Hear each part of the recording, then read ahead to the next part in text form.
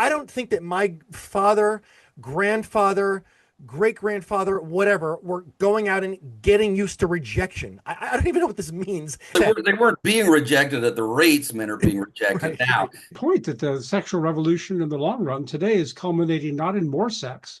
It never was more sex for more Right. men. It's Exactly. less sex. Now nobody's having sex. Monogamy exists to make it easier to get a mate so that you don't have to put all your effort into trying to figure out what the hell women want. Hello, everybody. This is the Mansplainers. I'm here with my co-host, Dr. Stephen Baskerville, and today we have Roger Devlin returning to the show. Thank you for being with us, Roger. Delighted to be here.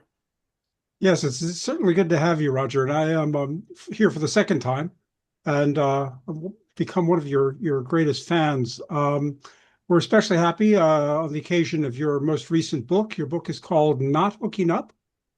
Is that right? That's And correct. I don't have a hard copy. Okay. Good. I'm glad you Well, do. I only received my copy yesterday, so it really is hot off the press, and I'm happy to announce that it is now shipping, and you can order it. Great, great. Well, I have a Kindle copy, so Mhm. unfortunately I can't hold it up. Mhm. But as with your previous book, you really skewer a lot of well myths and mythologizers.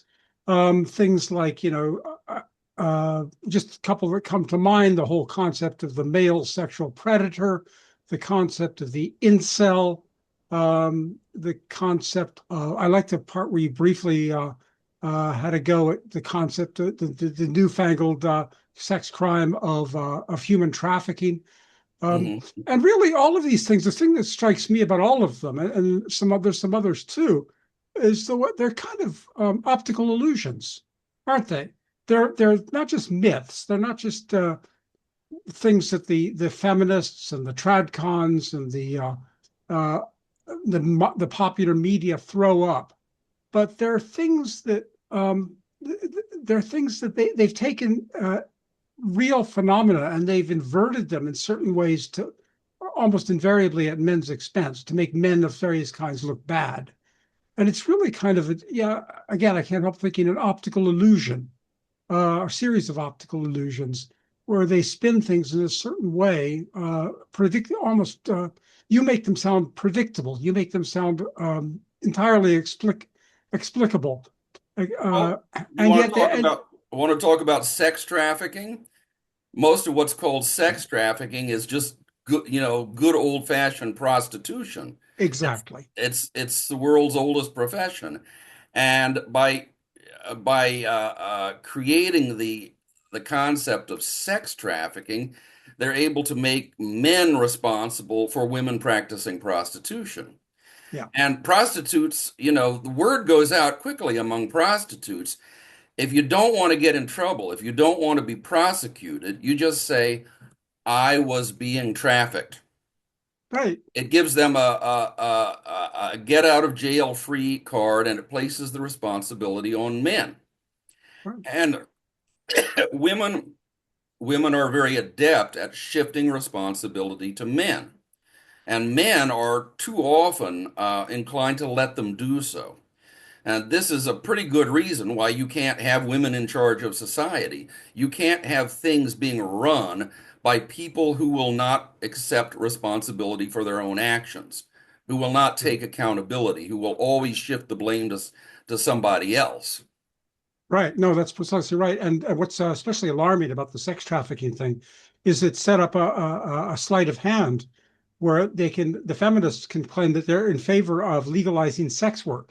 Now, sex work is dignified. It's legitimate work. Sex work is Yes, work, and right. you quote that. Yes, But human trafficking is a crime, yes, right? yes, Right. So trafficking, which is done by the man, is a right. crime, but the sex work, which is done by the woman, Honest labor. is honest labor.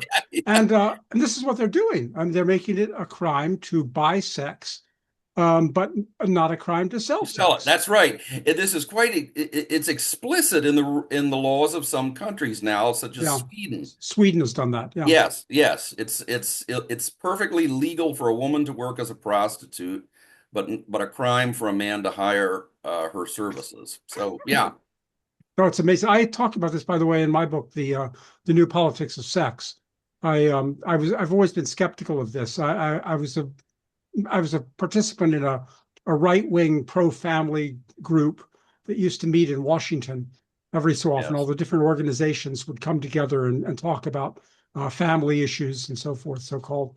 And then one time a woman showed up from one of the Concerned Women for America, I think it was, hmm, and she goes on about sex trafficking, which I'd only heard of as which is what it was. It was invented by the feminists. yes. So why was this right winger complaining about sex trafficking like the feminists do? It's one of these things where it's a collusion between the right and the left. Oh yes, that was the inspiration for my book. Actually, I started writing after getting angry at reading conservatives sounding exactly the same as feminists for many years. I Well, I think that's one of the real strengths of the book. I think you do a marvelous job of really skewering that, and I think maybe the best one to start with, I think, which is um, you talked about it. I mean, you know, years ago in your first book, you go on, and since then it's become a mainstream, at least in the manosphere. I don't know if people, I think people complain about this in the manosphere who have no idea that you really, I think, pioneered these observations. But the concept of the male sex predator, that the man is, and this is a tradcon motif. The yes, man is, jumping from woman to woman, having sex, humping and dumping.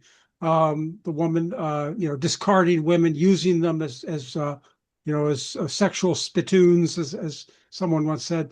Uh, and um, and then, but on the other hand, there's also the other contrary myth is the incel, the pathetic loser who can't get a woman. So either way, if you're not an incel and you're not a predator, there's not much left. that's right. That's right. It's a weird kind of like a mirror image of see in traditional Christian morality, you can choose whether to get married or not. You don't even have to get married. Some branches of the faith actually claim that celibacy is somehow better than marriage. I won't necessarily defend that, but it's a legitimate choice for a minority of people. Or you can take a mate, and if you take a mate, you have to be the best mate you can. You have to, do your best to be faithful and support your family, your offspring, and your wife, and so on and so forth. It's but now when you read the trad cons, it's like neither is acceptable. For the main fury is directed at guys who actually are interested in finding a mate because they're supposedly trying to prey upon women.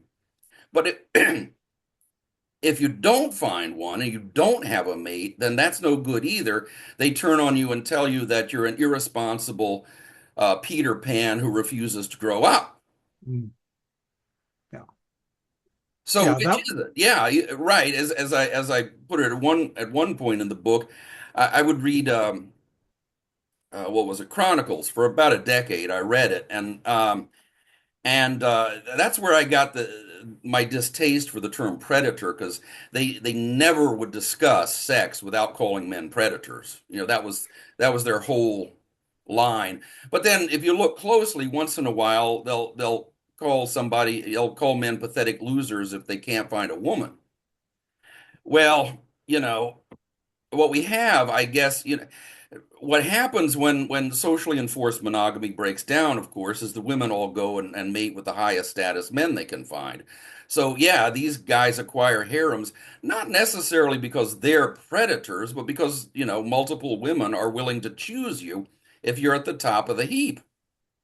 And then the more women do that, of course, the more men there are lower down the status hierarchy who can't get a wife. and nobody has anything to say about them, and they're treated with the most furious contempt by, even in Chronicles. I remember a line about pathetic losers who can't find a woman when everyone knows that there's 10 times as much sex as there used to be, right?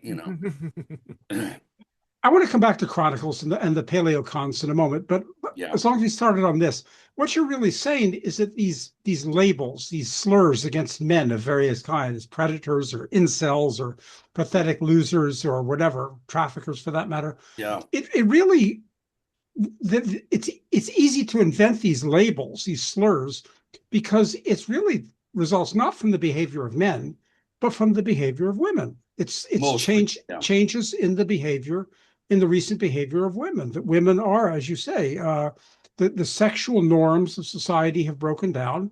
Marriage, religion, the usual restraints, dating, courtship, extended families, all of the things, the ways that we regulated marriage and sexuality have broken down. And so women are reverting to this natural um, uh, uh, uh, polygamous behavior on their part. They're perfectly exactly. willing to chase a small number of high status, high accomplishing men and leave the rest of the men, to as beneath their Be dignities, content, right? unworthy of them.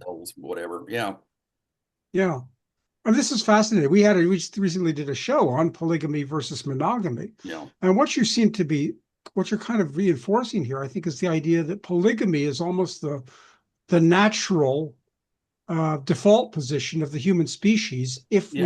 if we don't regulate it, if we don't Well, impose these things. yes. It's the default position of mammals.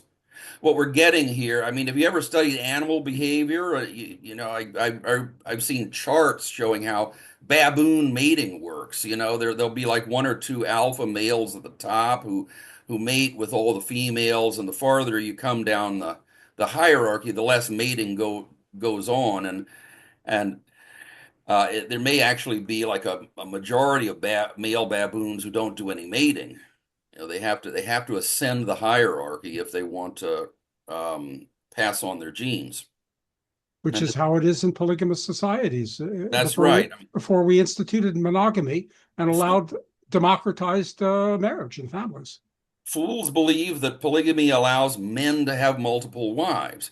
Anybody who's actually studied a polygamous society knows that polygamy allows a small number of men to have multiple wives at the expense of low status men.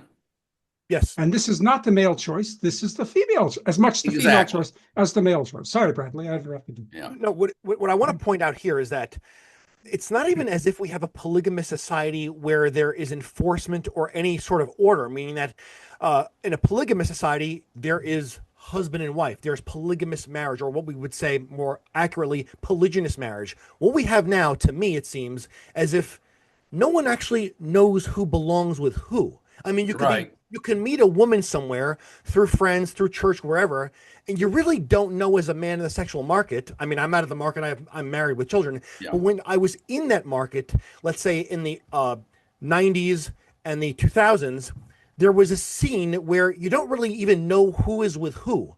And then, Right. for example, the terms girlfriend and boyfriend become ever more nebulous. So Yes. this is not really even a system per se. This is not, well, this man has four wives and these are his four Right, right, wives. right. It's This, it's not socially sanctioned. It's like, well, it's what I call in my essay on the 90s sexual anarcho-tyranny. There's yes. a kind of an anarchy in general, especially for women, but also a tyranny practiced against men at the same time, especially lower status men.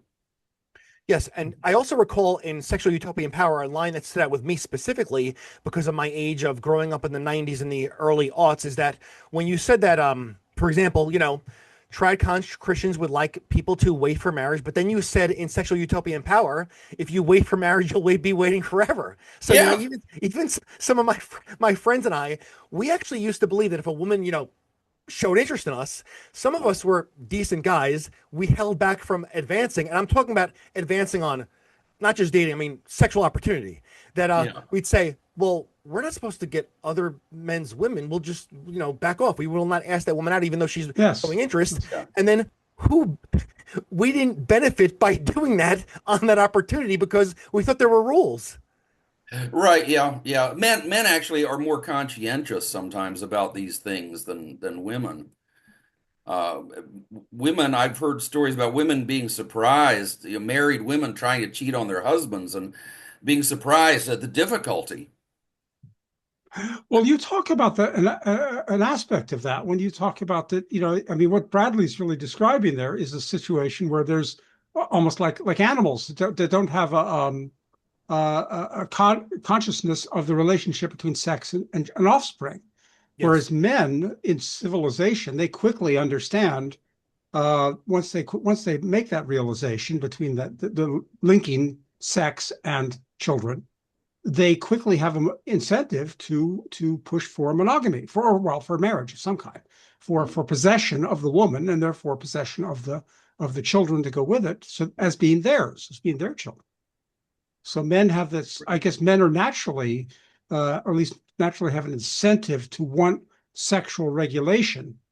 At least once they get past their initial adolescent libidos, um, Yes. they, Yeah. they they quickly discover that it's important to have sexual regulation. Whereas women, what why do they need sexual regulation? They can have sexual freedom, With raise the whatever they children. want. It's not hard for a woman to find some guy to have sexual relations with. Yes, so the problem is always like men getting women to practice restraint. Right. Marriage is a male invention. Uh, this is something I thought it was my own insight. I just read The Garbage Generation by Daniel Amneas, and he was Exactly. in his critique of George Gilder, he gets at this. It's not women who insisted on marriage, at least originally. No, Men taught women to insist on marriage. Men imposed monogamy when they finally came to grasp their own part in reproduction. exactly. Exactly. Yeah. No, I thought that part of the very memorable part of the book. You quote the same passage from Hobbes that I do on the role of marriage in creating fatherhood. But you, Yes. you you go back a step before that and talk about how it was the realization of the link between sex and reproduction that gives men immediately, whereas the women naturally push for well, if there's unregulated sex, then they raise the children, they control reproduction by themselves. They raise the children by themselves. They don't have to share the decision making over anybody. And so, therefore, divorce, as you right, Daniel Amneas says this, is divorce is a reversion to precisely that primitive system of female controlled reproduction. Yes, that's right. And tribes like this are known to anthropologists. In primitive tribes, most of the men cannot reproduce, do not become fathers. The women just mate, form harems for the high status men. Far the higher you go in a status hierarchy, the fewer guys are there. Society is structured like a pyramid. So the result of women trying to fulfill all their hypergamous instincts is very intensive polygyny by a very few men. In according to the anthropologists in these primitive tribes, about 60% of men cannot father children, and presumably they're what would be called incels today. Now, that's interesting. One of the most interesting parts of the book for me, something I had not thought of, was the reason for Africa. I mean, really, you explained in some ways through this the backwardness of Africa today, Mhm. because the difference between European Mhm. agriculture and African agriculture Mhm. accounts for the Europeans' sooner the discovery of monogamy. Greater More tendency, yeah, greater tendency to monogamy and pair bonding, right? Whereas the warmer climate of Africa had a more women were more involved in the agriculture, so men didn't the plow. The Shaw on our show talked about this, how the invention of the plow shifted agricultural production to the male, Yes. and And because of this, this created the division of labor and the the division of labor, which is Mhm. everything else follows economically follows from that. But you say it's this difference um, in the agricultural the climate of Africa, that there was Mhm. less incentive for African societies to move into to have a division of labor and to develop marriage and then monogamy after that. That's quite insightful. And and what we're doing in America, you can see how feminism is leading to an economy more like that of Africa. Women are, thanks to male labor-saving inventions, a lot of work can be done by women in a sedentary position now, and they can actually make money, shuffling papers and entering data and simple things like that. So it decreases their dependence on men and liberates them sexually. They don't need to find a provider. I mean, this is fascinating because what you really have explained there is why, just to enlarge on the point, to other things that may interest other people, why Africa to this day is the Oh, most African poverty, yeah, yeah, backward continent in the world. And I've been listening to some excellent videos on that by Africans, and yeah, they're saying yeah, that it's time to admit that colonialism is not the fault of it. It's there's right. something indigenous in. And I'm going to use this, by the way. I'm going to use this insight for my next book because Family structure is part of the reason. Is part of the reason. Yeah. and I want to argue that family structure is part of the reason for European Western exceptionalism, why, Yes. especially Anglo-American Yeah. exceptionalism. And you could argue there's a good book by Alan McFarlane Hmm. arguing that English industrialization began with changes in the family structure of as early as the 11th century.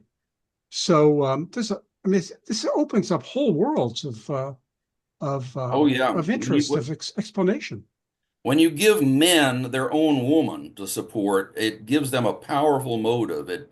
They will work hard if they feel that they are needed by their woman and their children.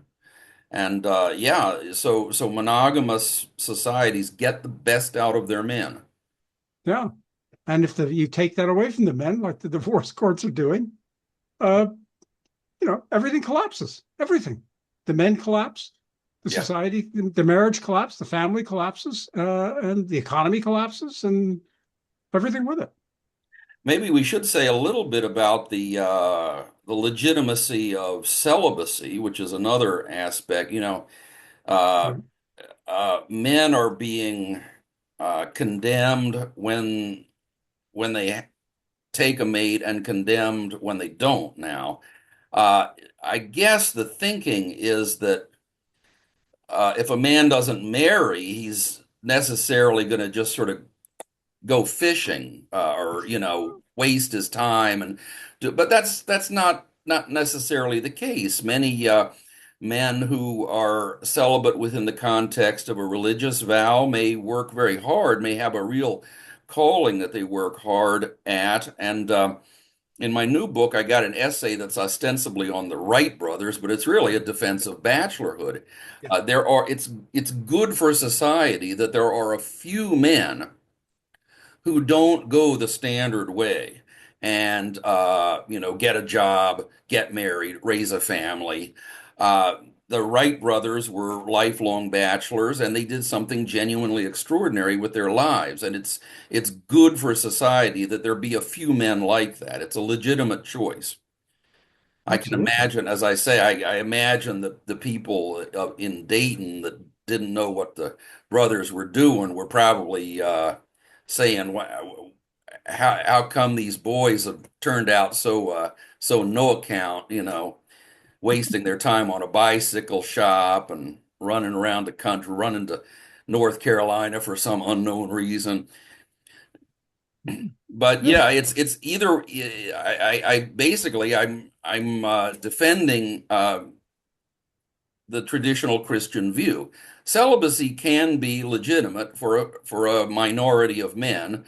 Marriage is the norm, and either Right. is acceptable. Either is, Yeah, and Yes. I yeah, think somebody once came up with a catalog of all the great accomplishments of history that have been, single accomplished men. by single men. Yes, some Yeah, of the most brilliant men. There seems to be even a pattern whereby precisely the most brilliant men don't have much interest in women. Like Isaac Newton is a famous example. You know, he never bothered to stop and look at a woman, according to everybody who ever knew him. And that this seems to be true. You know, these really, really brilliant people, they get preoccupied with trying to solve a problem like flight or the motions of the planets, and it just crowds out everything else.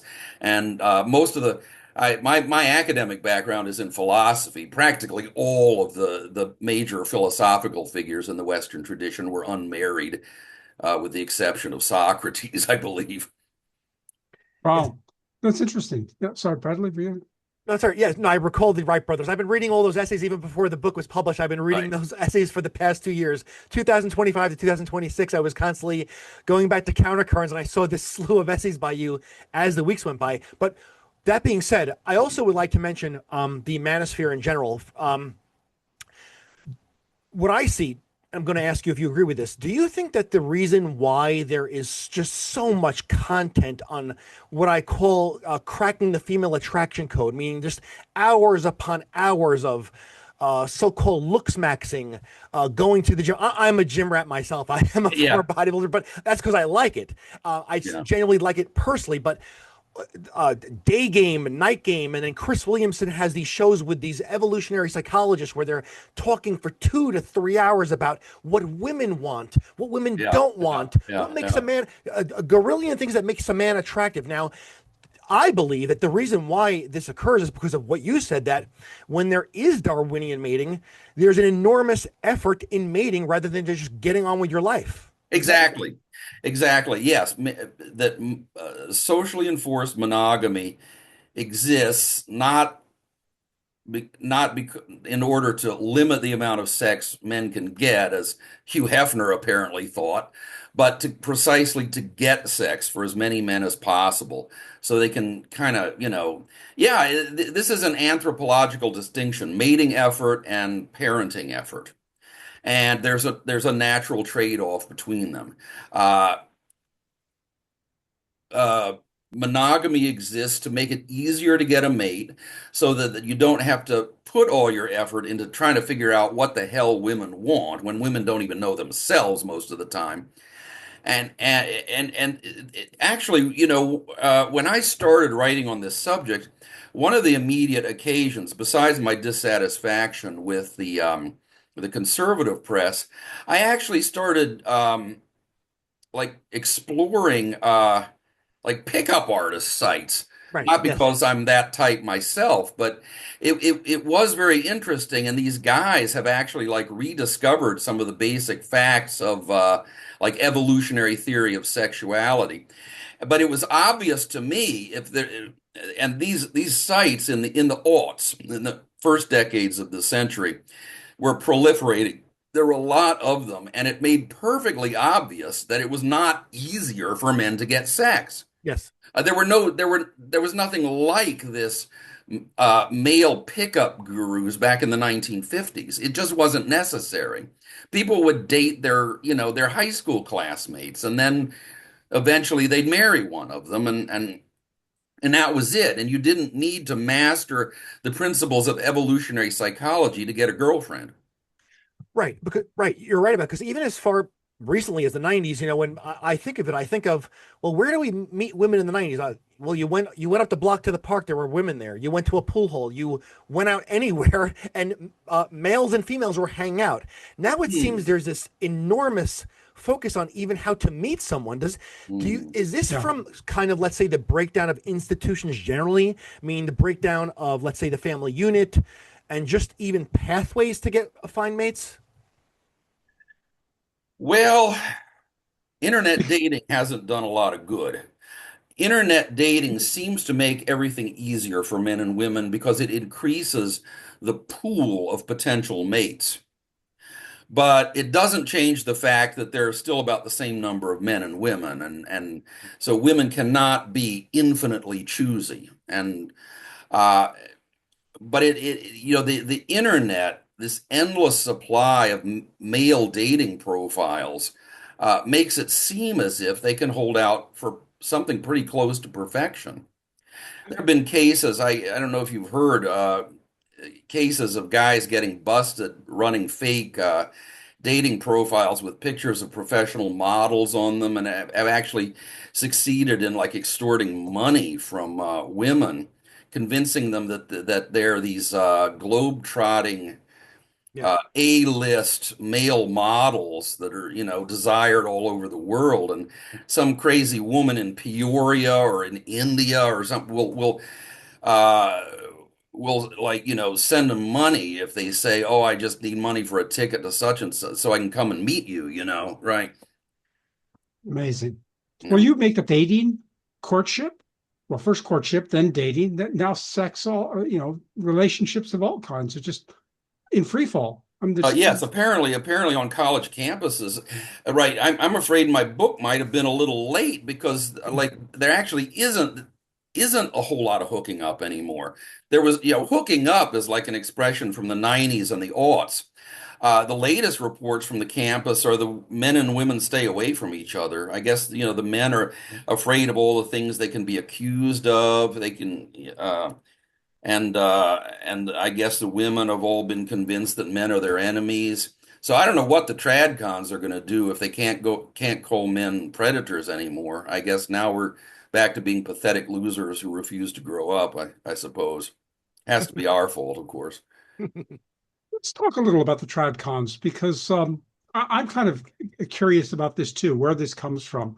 You mentioned that you were taken in a bit by the paleo conservatives, Yeah, the Chronicles magazine, and nowadays I like you. I think I came to conservatism much later than you. I wasn't reading this stuff until the I don't know 90s at the earliest. Um, but I kind of identified as I came to conservatism. I kind of identified with some of these paleo. I don't want to get into conservative sectarianism too much, but the right. paleo cons who seem to have sensible positions on things like war and Yes. foreign policy. I mean, this I find this very attractive. So Um, did I. I only came to Chronicles in 1997. I was not a bred in the bone conservative by any means, but I read it because I liked what they said about other subjects. But as I wrote in yeah, my essays on sex, they made no sense at all. Or it was not. It did not fit in any way with what I actually saw around me. yeah, and the paleo cons, as we call them, are in some ways are kind of the they're kind of the antecedents of MAGA Republicans today, MAGA Yes. conservatives today, but MAGA in the earliest MAGA, the MAGA of Trump's first term. The Mhm. no more forever wars, no more adventurous foreign policies, no more and that seemed to make perfect sense to me. A lot of sensible people I know and Yes. admire, felt that way, and I agreed with that. So it's strange that these paleocons, as opposed to the neocons, should have such a bizarre attitude toward sexuality in men. Yes, I well remember reading very good articles on the dangers of sexual harassment legislation in places like Commentary magazine.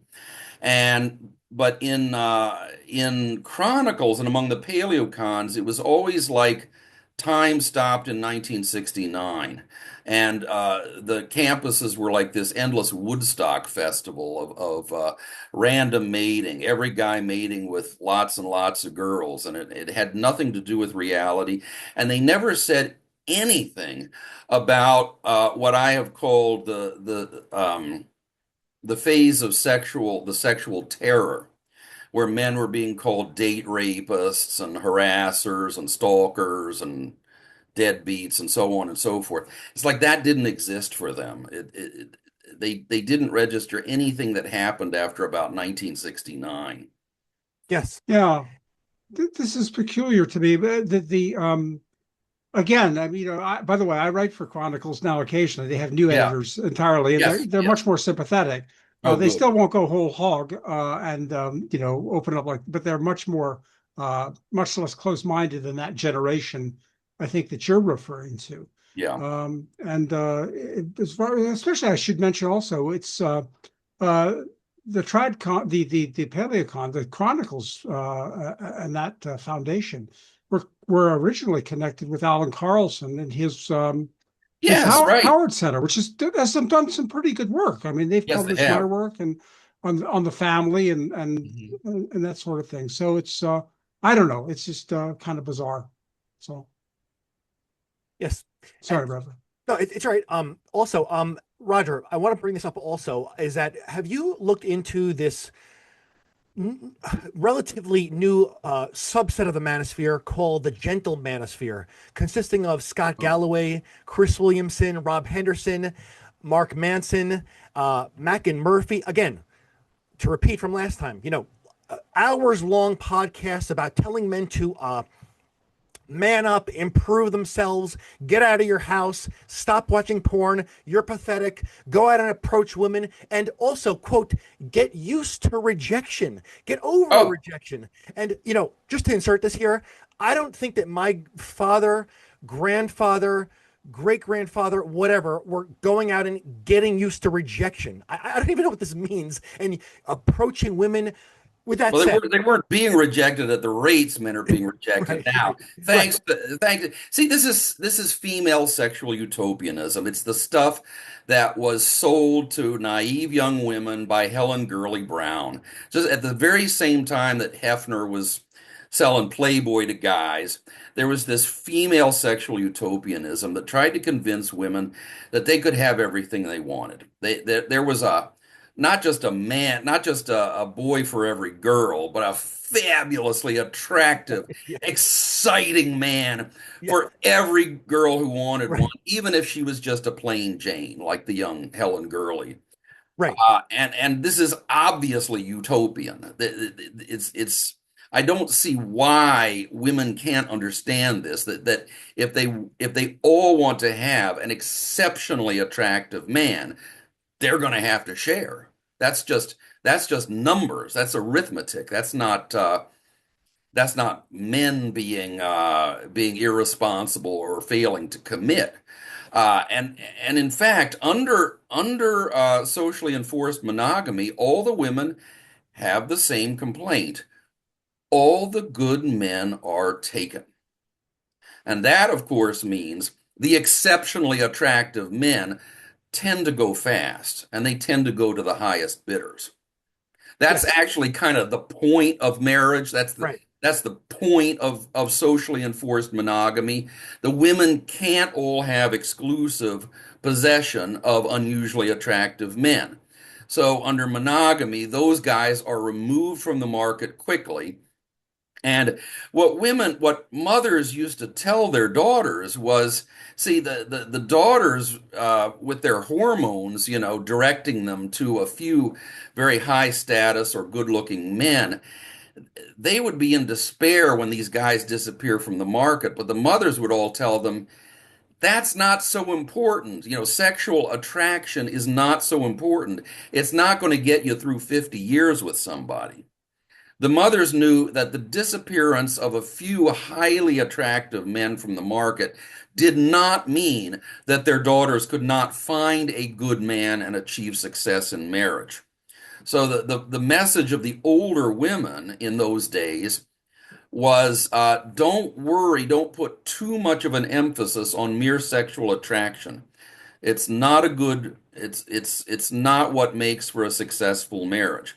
And then Helen Gurley Brown came in and reversed that and told women that sexual attraction is the only thing that matters. You got to live for sexual attraction and finding the most attractive man you possibly can, and you're all going to succeed as long as you shell out a couple of bucks for Cosmo every month. Yeah, because This I is go ahead. I was going to make the point while I think of it. Where are the older women these days? Are we at this point now because the older women are also had are feminists. I mean, because it's the ideology has been around for long enough that not it's not just the young women anymore. It's the mothers and the grandmothers are feminists. Also, The it's women who pioneered the sexual revolution by engaging in casual sex back in the 60s are all, white-haired grandmothers now, yeah, and they're generally deeply unhappy people. They're typically angry. and Uh, they what can't let seems go. what seems to happen to the women is, I guess that, they blame men for the failure of Helen Gurley Brown's promises to be kept. They actually Yeah, end up thinking that they somehow deserve an exceptionally attractive man. And when they don't get one, or maybe they do get one and then divorce him 5 years later, they end up exactly. alone. Yeah, They yeah, end, yeah. as the cliche has it, they end up with uh, boxed wine and a bunch of cats, and uh, they don't blame themselves, and they don't blame Helen Gurley Brown. You know who they blame. They blame us. And I have heard, these women just furious and unable to express their anger at the male sex.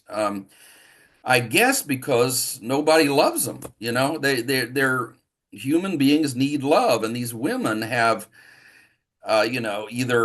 either cheapen themselves by having casual sex or price themselves out of the market by waiting for a movie star.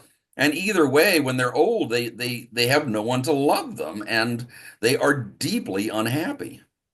That's an interesting point. Yeah, There's Helen. a Henry Makow is a good writer on some of these subjects, and he actually wrote an essay unique in my experience. It was called "The Effects of Sexual Deprivation on Women." Yeah, I read that. Oh yeah, yeah, it's a great essay. Yes. And it probably is the case, if guys are all reduced to being incels, there is probably like the shortage of sex is affecting women. That, women need love from men, including even physical love. And if they're not getting it, they're going to be deeply unhappy. And this is one of the things that's fueling female, including feminist rage. They're Yeah, on the one hand, they're mad because no man loves them. On the other hand, it's just impossible for a man to love a woman who's constantly furious and thinks that she's owed the world. Yes. yeah. I remember Henry Macau's work. I haven't read it for a long time, but it's very good. I'm also noticed. I just finished Janice Fiamengo's book, and Yes. there's a chapter in there on female rage. And yeah, this what you're saying may very well explain that because she just catalogs how angry, furious women are. Blaming Donald Trump for their horrible love lives. Yes, And yes, yes. yeah, I mean, it just doesn't make sense at all. I also your point in the book about the incels. You say, well, if you don't marry an incel, there isn't really anyone else to marry. I mean, Right. who are you going to marry? Someone else's husband? Yeah. I mean, Right, yeah, or somebody who doesn't incels, want to get married, right? right? Incels Yeah, are just another name for bachelors, right, a exactly, contempt, a contemptuous, condescending name for bachelors, and exactly. by women who think they're too good for Every man who's out there and eighty available. Yeah, percent of the men. Yeah, yeah, Right. yeah. Right. Yeah, the term was unfortunately men have to take responsibility for this. It was coined by men themselves, frustrated men in back in the aughts in the days of those pickup artist sites and so forth. Um, Frustrated guys started calling themselves involuntary celibates. It was extremely bad marketing, as I say, yeah, because it was almost like as if designed to turn into a term of contempt. People have sympathy for plain Janes who cannot find husbands. They don't have any sympathy for plain Joes who can't find wives. Yes. Nobody One of cares about them. That's why, did I mention the movie Marty in our last yeah. interview? Yeah. yeah, The genius of that movie is that the scriptwriter Patty Chayefsky decided to focus on the man rather than the woman. Mhm. If he had made the focus on the woman, it would have been a very sentimental movie. It wouldn't have worked. But he was able to make it realistic and plausible while avoiding sentimentality by focusing on a man, a class of men who rarely get any sympathy, the less attractive men. Yes. There's, Should I go, Steve? You want to go? I was just, you mentioned another movie too, which is one of my favorites, is that wonderful Italian political comedy called Swept Away. Mm. Yes. You Yeah. didn't really explain what it was about, but those of us who've seen it, it was exactly right. It was about what is it, a woman and a man. He's a communist and she's a social democrat, and they're marooned, or they're off on a boat together, or they get marooned together, and it's about their interaction. Yes, before the marooning, she's like a wealthy, she's basically a trophy wife, I think, and she despises this man who's, yeah, a communist, but also actually a working class guy, a guy who's got a Right. and she bosses him around, and then they get marooned together, and the guy, of course, knows exactly what to do, how to get food and survive, and she can't do anything without him. So the power dynamic is completely reversed, and it ends up with the woman being happy.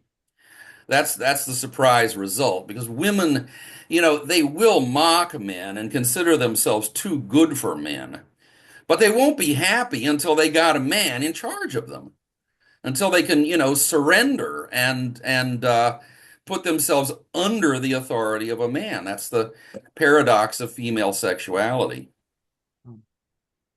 Yes, and I remember recalling that article, the article about incels. I mean, technically speaking, if you're a man who wants to find a woman and you don't have a woman, you're an incel. So, Right. as you said, I mean, this term, I've discussed this with other people, that this term seems to have gone through three phases. At first, there's an actual definition, which is um, a celibate man who doesn't want to be celibate, who desires a woman. I mean, that's technically what it would mean. And then second, Originally, yes. then it morphed into that man, and he's this dangerous man, and he's a lunatic, and he goes online and he says mean things about women. And now the term just seems to apply to any man you don't like. That Even a woman doesn't like. yeah, Yes, I've heard of cases where like women will call married men they don't like yeah, incels.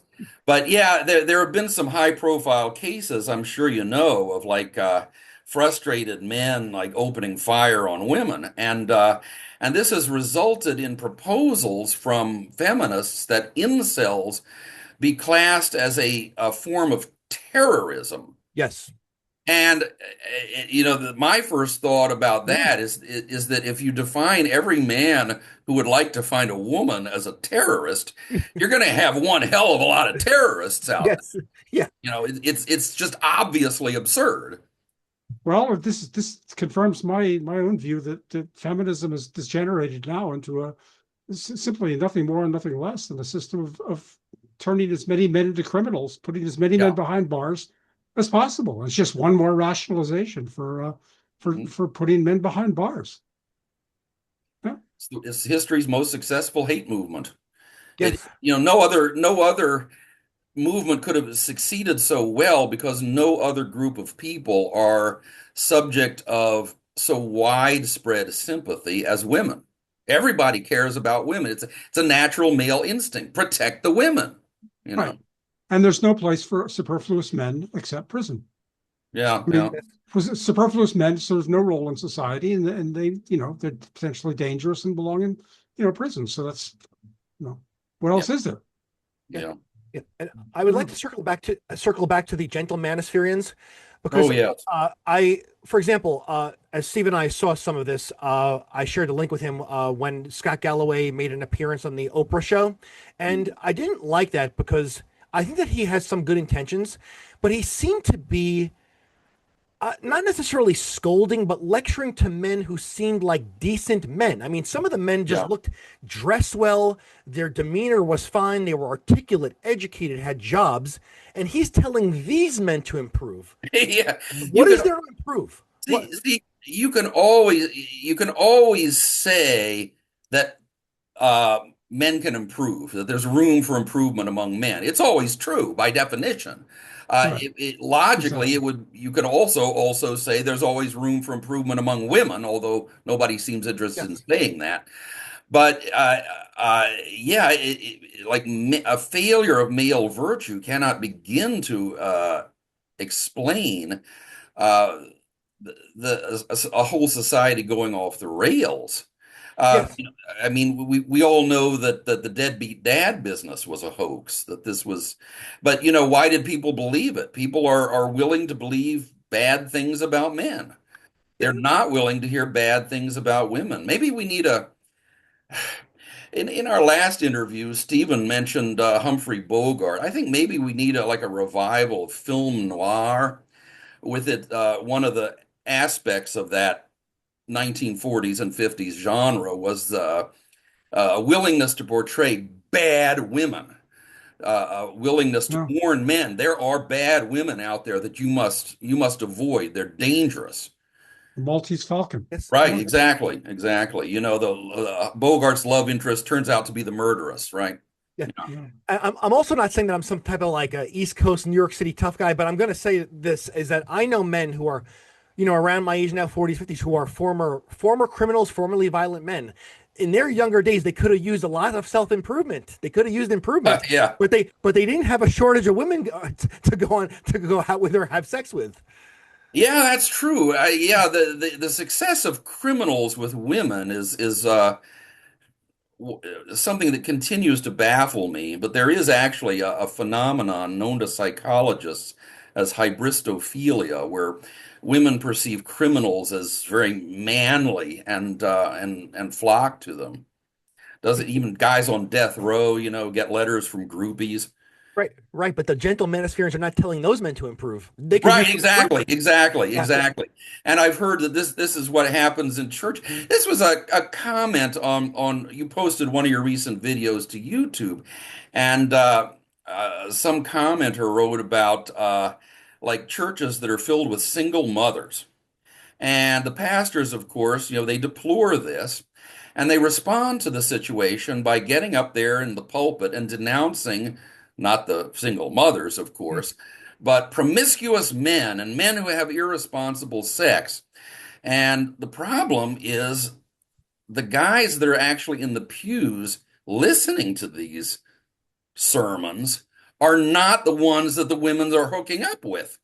right. Yes, Right, They're not the ones that need to hear the message. The guys that need to hear the message don't come to church. right. yes. Yeah. No, the pastors have been for a long time. They've been doing this ever since. I noticed the old lie that they used to perpetrate in the 90s was, men are all abandoning their children. Right.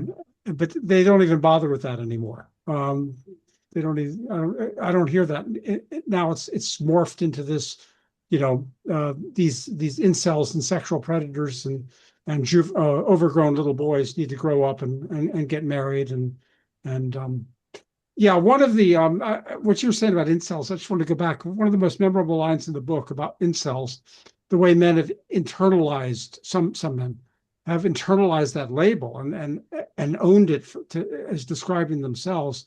Um, That's where it began. It began with frustrated men on internet forums. They are the ones that yeah, coined the term, and then it was taken up by women as an insult. Yeah, that's amazing. That is, I agree. That's very unfortunate. At one point, one of the memorable lines in the book is where you say, "Men are not inclined to complain." One of the things they don't complain about the Yes, most is not being able to find a woman. yes, yes. Men, men, men, Men do men not want to advertise their lack of success with the ladies. And as I think I also said in that same passage, this explains why the more sex hoax was able to spread so wide and persist for so long. Nobody wants to be the first man to come forward and say, wait a second, if there's all this extra sex that there didn't used to be, how come I'm not getting any of it? I remember men of my generation back in the 70s. I was an adolescent in the 70s. And Yeah, we were saying that. I mean, for a couple of friends of mine would say this a lot. yeah, I yeah. hear all about this Woodstock and Oak Calcutta and all this sexual revolution stuff. How come I'm not getting any of Right, this? right, right, right. Yeah, yeah. So we noticed this kind of thing at the time. It Good, didn't add good. up. It You're didn't. right. It just didn't. There Yeah, was you a say contradiction between what people were hearing and what they were actually experiencing. As I say, I think the more sex solution was mostly just a matter of everybody talking about sex all the time in a way that was not particularly healthy in the Yeah. 70s. There were all those books like, Yeah, everything you always wanted to know about sex, right. but were afraid to ask. I remember that. Yeah, yeah. Yeah, everybody was going into that, but no, it was It because was like it you, was still optimistic in those days. People really thought that there was going to be some kind of improvement in their lives because of the sexual revolution. That did not outlast the 70s. It's been a right. grim situation, at least since the 90s. And men have to bear their share of responsibility for that. We did buy into it. I mean, And he did, yeah, in sure, the sure, 70s. yeah. I mean, we had, arguably we bought into it even earlier in some ways with, I mean, Playboy magazine was founded Yeah. in the Well, 50s. yes, my essay on Ground Zero of the sexual revolution about how people tried to start putting free love into practice at that time. And see, because women are picky, it kind of forces guys to be opportunists. Mhm. Most guys don't get many mating opportunities. So men are programmed, if you get one, don't pass it up. You might not get another for a long time if you're an average guy. Mhm. So it's understandable that when men got these unexpected offers of casual sex, their initial response was, well, if you say so, I guess it's okay. And it was only after the fact they started talking to each other and thought, wait a second, is this what we really want? Mhm. Because one of the timeless aspects of male sexuality is the desire for a virgin bride, and this is an aspect of male sexuality that actually promotes monogamy. If every man wants a virgin bride, he can get one. He may not be able, not every man may be able to get Helen of Troy, but with socially enforced monogamy, every man can get a sexually unexperienced woman. And they want that. They want that. Women, on the other hand, don't care. That a woman will happily marry a man who has slept with 100 different women if she can be convinced that he'll be faithful to her. So in this regard, in the traits that we seek in our mate, it's actually men who are the monogamous sex. Yes, Yeah. yeah, because I Women certainly like cads. Women are fascinated with promiscuous men. yes. Yeah. Men are not crazy about promiscuous women. Yes, Right. because I sarcastically posted on X yesterday. I said, "Guys, unfortunately, the reason why you don't have a woman is because you don't have a woman," which is in line with what you're saying. Well, did you get it? No, I'm afraid you have to explain the joke. Well, Oh, it's not that funny, but I'm saying that if you're a womanless man, you're going to have a harder time finding a woman because, yeah, as Oh, you said, women, women. yes, yes. Nothing succeeds with women like success. Yeah, Yes, right. they like the man who's already successful with women, yes, Yeah. and yeah, that results in polygyny and a lot of incels.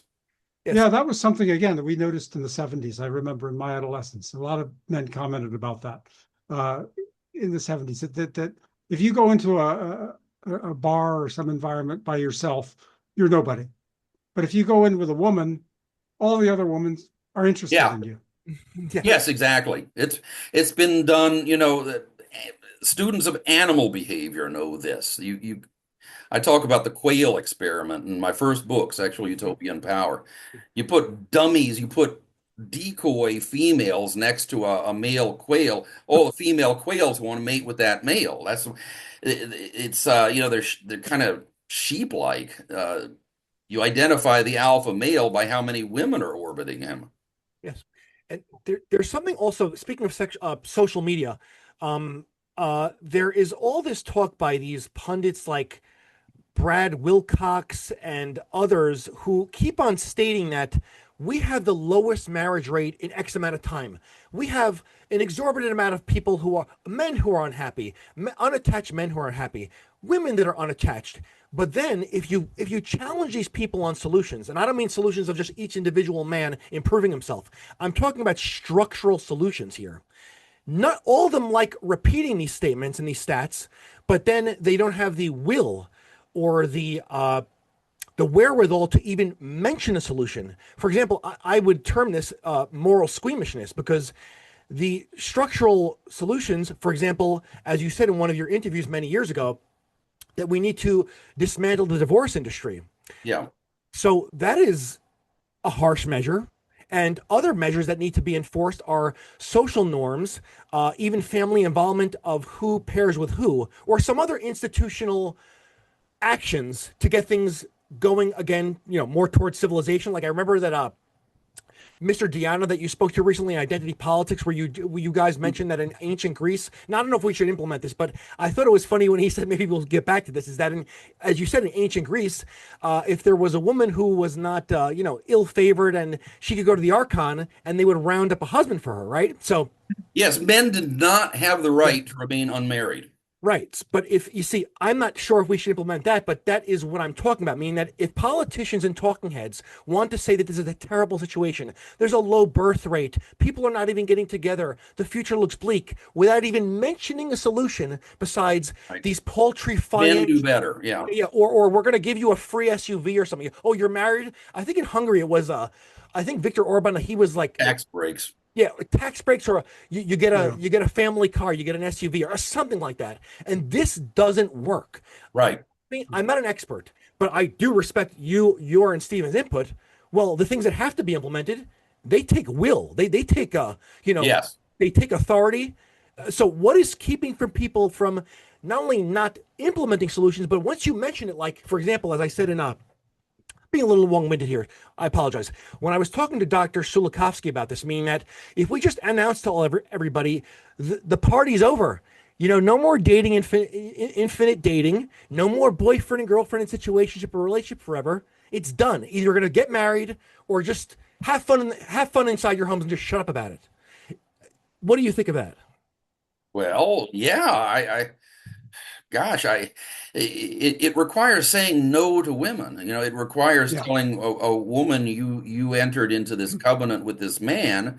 You are allowed to leave him, but not to take his children and plunder him for the rest of your life.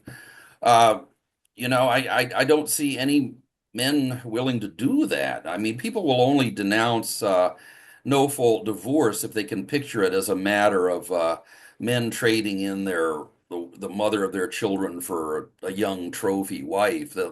Then they'll be willing to criticize it, but not a no-fault divorce as it actually functions, where a perfectly ordinary woman announces 5 years into the marriage, "I'm not happy." And in Yeah. my essay and back in my original book, uh, what's her name? The essay on rotating polyandry Yes. has some information on this. I mean, it's simply untrue that women are naturally monogamous. It Yeah. appears that in primitive times, before marriage was introduced, women did have an instinct to like have their second baby by a different man from the first. It may have had some minor eugenic effect by like if the first man had some genetic defect, maybe the second man wouldn't. And so it's been explained by biologists as a kind of bet spreading, that it's the same kind of just how investment experts will say, don't put all your eggs in one basket. There's a certain biological sense in which it can be disadvantageous to a woman to put all her eggs in one basket with one man. And so there does seem to be this instinct where women will become restless after a few years of marriage. And, the traditional answer Yeah. is tough nuts, honey. You belong to this man. You're going to do see, because what man would marry a woman otherwise? What man would marry a woman with the idea that she was going to be gone with the kids in 5 or 6 years' time? Yeah. It costs it's a lot of time and trouble for a man to raise a family. And as part of making it a worthwhile deal for men, men have to know that they have a deal. They have to know that this person is going to be there, that the woman is required to be loyal, however much, how whatever her subjective feelings may be. Yeah, Yes, yeah. and it's And also even when the trad cons are willing to criticize no fault divorce, and the men with their trophy wives, they're not willing to actually, do what's necessary to put an end to it. You know, the if you call their bluff, if you call their come to count and say, okay, fine, it's evil men as well as evil women uh, exercising this option. Let's put an end to it. Let's stop it. No, no, no. We'll get around to that someday. I mean, JD Vance, you name it. There's a few others, but they won't do anything. No, no, it's going to require legislation, and I don't know of any. I guess there was a story about shared parenting. Was it a shared parenting law in Kentucky that Kentucky, Kentucky. Yes, yeah, caused the divorce rate to go down? But a little that's bit. kind of weak broth, you know. yes. Very weak broth. Mhm. Yeah. And So who you're referring to before, I believe well, not who you were referring to was the author of Female Infidelity was Michelle Langley, right? That's right. Yeah, Yes. yeah. And also, what hit home with me, I mean, to take this into a little bit of a personal level in the 90s, is that some of my friends and I, will gossip about the past and recall these, even at young ages, we were in our late teens and early 20s, these love triangles that are caused by women on purpose. I mean, love triangles, quadrangles, quintangles that were caused on purpose to get men to literally fight with each other, like Yeah. physically fight. I mean, I've seen like I have an example of a fight that became very violent because of this, and it's done knowingly. I don't know what that is all about either, but it's done Some on kind of purpose. power trip, I guess. Yeah, Yes, yeah. yeah. hmm, So, amazing. yes. But besides, okay, one more thing I want to get to is that when we talk about these norms and enforced monogamy, sometimes people will resist and say that you cannot force morality. How could you force this? Well, yeah. I mean, it the marriage covenant is rather demanding on both men and women, and the way the church figured out to do it was, yeah, you must enter into this covenant, and it was, people were given the option of celibacy. It's either celibacy or you accept the marriage covenant, and under those conditions, people will voluntarily accept the marriage covenant. Mm. And of course, most governments, including the U.S. Constitution, require that contracts shall be honored. Mhm. Yeah. Contracts of all kinds. You can't have an economic system, a stable political Right. system, without contracts being enforced. Imagine and continuing to enforce commercial and business contracts and getting rid of the marriage contract. It's unreal. It's Yeah, yeah. I mean, what man historians is going agree. to invest money, for example, in a house? And as you say, are you going to invest in a house, in an insurance policy, in a business, knowing that your wife can leave with your children at any time and take at least half of it, and maybe all of it, The late in humorist practice? Lou Grizzard said, "If I ever feel a hankering to get married again, I'll just find a woman who doesn't like me and buy her a house." Yes. And, but do you think that one of the problems here also is that, as we said in our first talk, is uh, do you think it's because marriage is approached individually now, the way that I call it, let's say, even referring to dating, like self-marketed dating, self-marketed courtship, where I mean, most historically speaking, marriage was looked at as a merging of two families. Meaning that Yes. right now there is no, I mean, for a long time, no father vetting a potential suitor. There's nothing. I mean, some of the women that I grew up with were going out with the biggest, like, as a father myself, like I would just simply look at these men and say, "Sorry, no, never come near Right. my house ever again. Right. Right. You're in trouble." I mean, I have real stories of my grandfather Yes. scaring the daylights out of men, and men Yeah. can't do that now. Yeah.